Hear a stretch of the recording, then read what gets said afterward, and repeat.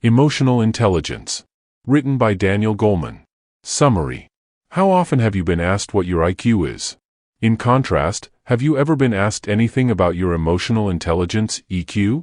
Emotional intelligence critically examines EQ and skills such as self-restraint, compassion, persistence, and zeal. Daniel Goleman explores neurological research and science to warn that although temperament isn't entirely fixed, failure to master our emotions can be detrimental.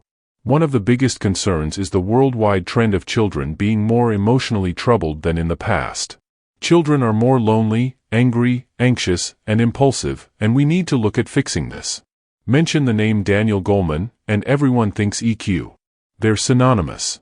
And, even though emotional intelligence was published in 1996, the content is as relevant today as it was then. Our positive or negative emotions have a significant impact on other people, and our attitudes are infectious. Humans have such a remarkable capacity for positive behavior, but things can also go spectacularly wrong. In his bestseller, Goleman shares his understanding of how we can contain negative emotion and build a more emotionally connected society. We'll briefly explore the nature of emotional intelligence, how it evolves, and how we can boost our own EQ. However, before we do, let's delve into what emotions are and why they matter. We'll also look at how we can equip ourselves to be more resilient and aware, and how we can support those around us. In short, Goleman asks, how can we bring intelligence to our emotions, and civility to our streets and caring to our communal life? What's the point of emotions? We have our limbic system, our emotional hub, to thank for our instantaneous reaction to danger, and for our capacity to prioritize relationships. The drive for safety and propagation has kept our species going. But here's the problem. Our neural circuitry served us well throughout evolution, but has caused some more recent hitches. Quite simply, our neurology has not evolved sufficiently quickly to keep up with postmodern problems. Our limbic system, and the amygdala, which forms part of this, are constantly primed for threat, and our current lifestyles provide no respite from possible perceived threats. Over time, our limbic system evolved, and our neocortex blossomed, but in a crisis, the emotional connections of the limbic system reign supreme. Our body-brain connection also means that our emotions and our bodies are working closely together. When we're angry, blood flows to our hands, making it easier to defend ourselves or harm someone else. Fear sends blood to our legs, and, after an initial and momentary freeze response, we can choose to advance or retreat. Surprise makes us open our eyes wider, allowing more visual span. Sadness lowers our energy, giving us a chance to withdraw and recover. The amygdala receives inputs from the senses, and we react before the logic of the neocortex can intervene. On the other hand, happiness reduces our negative feelings, allowing us to recover emotionally. Love arouses the parasympathetic nervous system, creating calm and cooperation. All these reactions register in our bodies, brainstem and limbic system before the neocortex can exert some control and make sense of what our bodies and emotions are signaling. How do we manage our emotions in today's world? We need to establish a balance between our emotional brain and our thinking brain, which is crucial for wise decision-making. Our thinking mind mediates our feelings, and our emotional brain adds intuition to our decision-making. So IQ and EQ both matter. Goleman reckons that, at best, IQ contributes about 20% to the factors that determine life success, which leaves 80% to other forces. These are the forces such as luck, circumstance, socioeconomic status, and the crucial contribution of EQ. We know that IQ is a good indicator of academic intelligence, but it certainly does not determine how we thrive in everyday life. It needs to combine with EQ to form the pathway to effectiveness and contentment. There's a slight correlation between IQ and EQ. Still, it's small enough to make them independent, and emotional intelligence is the one that contributes most significantly to our humanity, as well as our success. Howard Gardner, the voice behind the research on multiple intelligences, points out that many people with IQs of 160 have bosses with IQs of 100. These bosses are probably high on intrapersonal intelligence or EQ. How do we define EQ? There are 5 domains of EQ developed by Salovey. Let's unpack these briefly. The first is knowing our emotions. This self-awareness enables us to recognize a feeling as it happens, which helps us direct our responses. Secondly is how we manage emotions. If we're skilled at handling negative feelings, we can bounce back quicker from adverse events. Thirdly is motivation. If we can control our impulsivity and delay gratification, we can focus our attention on achieving our goals. Fourth is empathy, or recognizing others' emotions so that we can tune into their needs. Finally, we have social competence, which builds our leadership skills, popularity, and effectiveness in social situations. 1. Know our emotions. Goleman shares the story of an argumentative samurai who asked a Zen master the difference between heaven and hell. The Zen master tells the samurai that he is a lout and doesn't deserve his time, so the samurai draws his sword, threatening to kill the Zen master. In response, the Zen master calmly says that was the definition of hell. The samurai realizes that this was a lesson from the Zen master to teach him that being swept away by one's own emotions is hell. After accepting the lesson, the samurai calmed down and thanked the Zen master for the insight. The master replied, "That is heaven." Self-awareness involves self-observation, stepping away from our feelings, and observing them more dispassionately. 2. Manage our emotions. People tend to fall on a continuum between being constantly buffeted by emotional storms and barely experiencing any emotion, even under extreme duress. However, for most of us, there are times when strong emotions engulf us and seem almost impossible to prevent. The key is to reduce the duration of this emotional turmoil. The greater the intensity of rage, anxiety, or depression, the harder it is to do this. Anger is one of the most challenging emotions to manage. Dolph Zillman, a psychologist from the University of Alabama, says that we feel extreme anger when threatened with physical or psychological danger. An energy surge gears us up for a fight response, and we also have an adrenal and cortical response which allows for quick adverse reactions. We need to intervene as early as possible in the anger cycle by quickly challenging our original appraisal of the situation. The cooling down period should involve distractions such as physical exercise, relaxation techniques, reading, TV, or even writing. Ongoing, low-grade repetitive worries don't respond well to reason and can eventually deepen into panic attacks and phobias. The problem is that worry can have an almost magical component, where we have an unconscious belief that the mere act of worrying can somehow ward off the outcome we fear. This cognitive reward makes it hard to let go of worry, either physically or cognitively. Constantly ruminating on all the reasons to be depressed make these feelings worse. Therefore, we need to emphasize upbeat activities to pull us away from the consistent reflection on sadness. Or we could focus on celebrating small successes. Interestingly, researchers have found the act of helping others to be particularly powerful, but sadly, quite rare. 3. Motivating ourselves. By the age of 12, the Chinese Olympic diving team of 1992 had put in as much training as their American counterparts had by their early 20s. The Chinese team had started this strenuous training at 4 years of age. This discipline takes self-regulation to new levels. Let's look back at the famous marshmallow study, the one where 4-year-olds sat in a room with a delicious marshmallow in front of each of them. If they could delay eating the marshmallow until the researcher returned, they'd get 2 marshmallows. Resisting impulse is tough for anyone, especially 4-year-olds. Apart from self-regulation, hope also keeps us on track to achieve our goals. Rick Snyder from the University of Kansas compared freshman students who scored high on hope to those with lower scores, and found that hope was a better predictor of first-semester results than SAT scores. The more hopeful students set higher goals and were motivated to attain them. Hope and optimism make it easier to counteract anxiety and depression, and believing that we can turn defeat around increases the chance of success.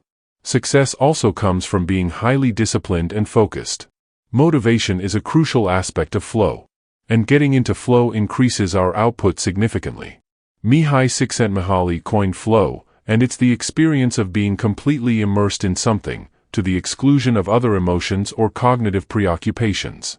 Flow often works best when we engage at a level that demands a little more than our current ability level, and when we're using an optimal amount of cortisol. 4. Connecting our empathy. Empathy is a critical and necessary component of EQ. The ability to read nonverbal cues is crucial for our social success and emotional well-being.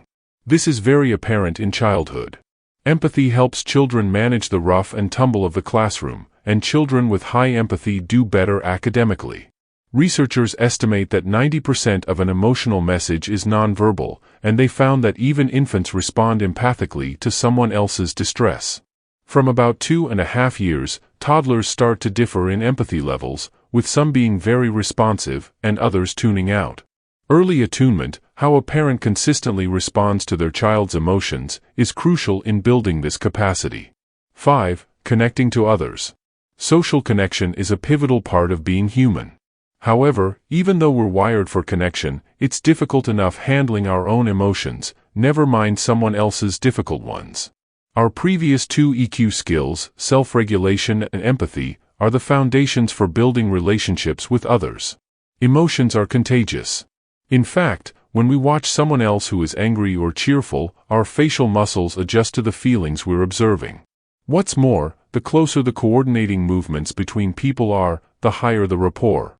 Marital relationships are the perfect place to work on this. Unfortunately, statistics reveal that the long-term success of marriages isn't good.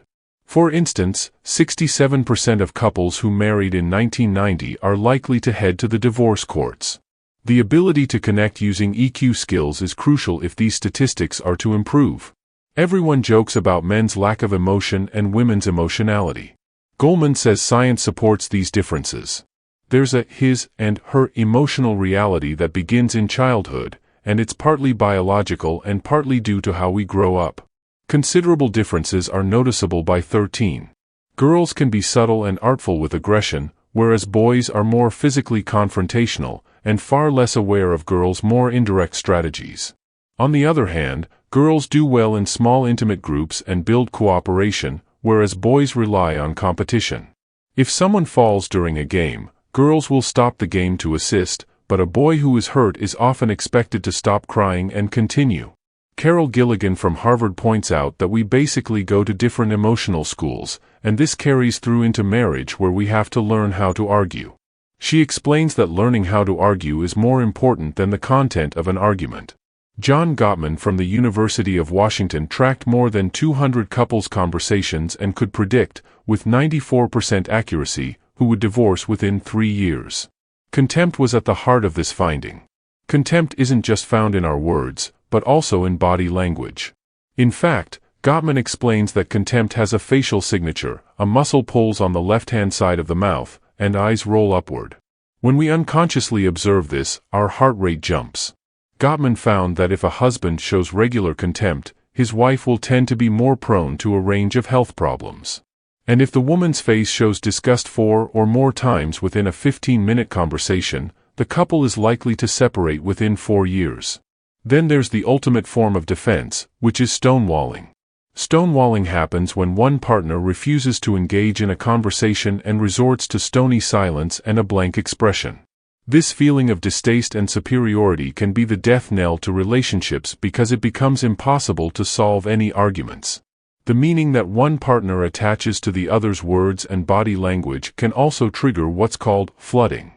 People are so overwhelmed by the negativity that they feel out of control, their heart rates increase, and their muscles tense. Their emotions are so intense that they can't respond reasonably. Men are more likely to stonewall, often to avoid flooding, and women are more likely to be critical.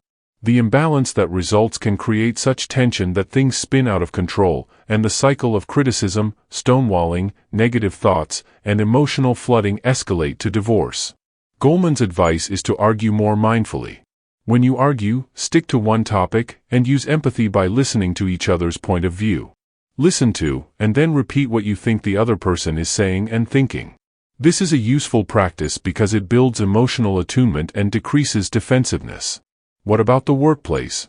Goleman compares the cockpit of an airplane to a big organization. Studies have found that good teamwork among the crew can prevent 80% of airline crashes. The dynamics in a marriage can also show up in the workplace, with severe costs to the organization. Therefore, management and employees need to view criticism in a healthy way, and as an opportunity to work together to solve a problem. Excellence also relies on internal harmony because each person in a group can then contribute freely to maximum advantage. Researchers have found that star performers differentiated from average performers because of EQ rather than IQ. One of the things they did was to build strong informal networks before they needed them. With increasing numbers of knowledge workers, collective emotional intelligence counts for a lot, and improving how we work together allows businesses to flourish. Emotions also count when it comes to health. Research reveals that emotions have a powerful effect on the immune system.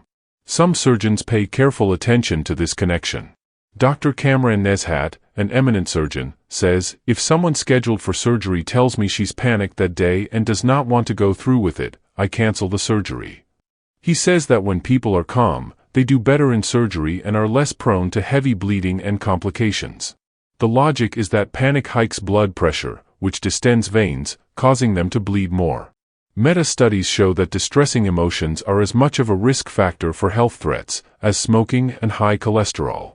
Goleman reminds us of the importance of relationship-centered care, which incorporates social intelligence as a crucial component of medical care. As one patient put it, compassion is good medicine. Emotional intelligence begins at home. The first emotional lessons happen at home. The difficulty is that parents need to have some emotional intelligence themselves. It's very easy to repeat early habits or childhood lessons by ignoring feelings, failing to show a child that there are alternate responses, or being harsh and punitive. Parents can learn to be emotional coaches. For example, saying things like, "Are you angry because Tommy hurt your feelings?" And offering solutions like, "Instead of hitting him, find something else to play with until you want to play with him again." There's a big payoff to EQ coaching. Children who are well coached emotionally by their parents have lower stress hormones, more social skills, and pay attention more easily. Even when IQ is constant, 5-year-olds with good parental EQ coaches have higher achievement scores in math and reading. In short, childhood is the perfect incubation period for EQ. Is our temperament our destiny? Some children have a more reactive neural circuitry that predisposes them to more substantial worries and physiological reactions to stress. Parents of timid young children often feel that they have to protect them from anything upsetting, while other parents adopt more of a learn to adapt philosophy. The latter approach is a lot more helpful because if children are exposed to small and manageable doses of dealing with the unexpected, they learn to manage these moments independently.